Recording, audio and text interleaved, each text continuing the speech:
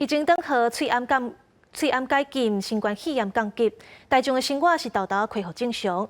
不过，医师发现讲，这2个月新冠快筛阳性来看诊的人煞是有增加。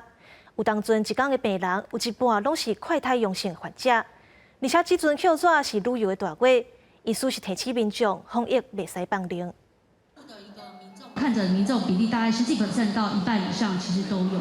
那这样的高比例，其实对我们感染科医师来讲非常有感。虽讲新冠疫情解封，但是病毒一直拢伫咧。第一线的感染科医师发现，需要住院的中重症新冠患者，这2个月是一直咧增加，9成以上拢是高龄，也是慢性病患者，但是其中也有30岁少年人重症的案例。在家里就想说休息就可以缓解了，所以他就没有就医。那被家人发现的时候，他其实意识已经不太清楚了，所以送医之后发现他已经2侧双侧肺炎、呼吸衰竭，所以后来也用上了叶克膜。临床上其实2个多月的日子，他是很辛苦的。另外，疫情解封后热开始是民众出国旅游的大月。面对新冠变种病毒，台湾感染症医学会建议，民众出门要是要做好基本的防疫措施。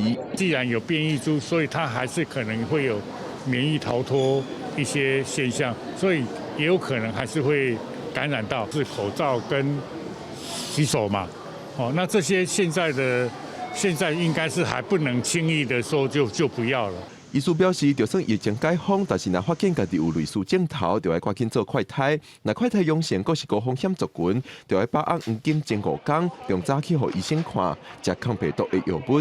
医学会也伫8医附医举办展览，互民众医师对新冠的认识甲提防。记者郭文正、俊佑台北报道。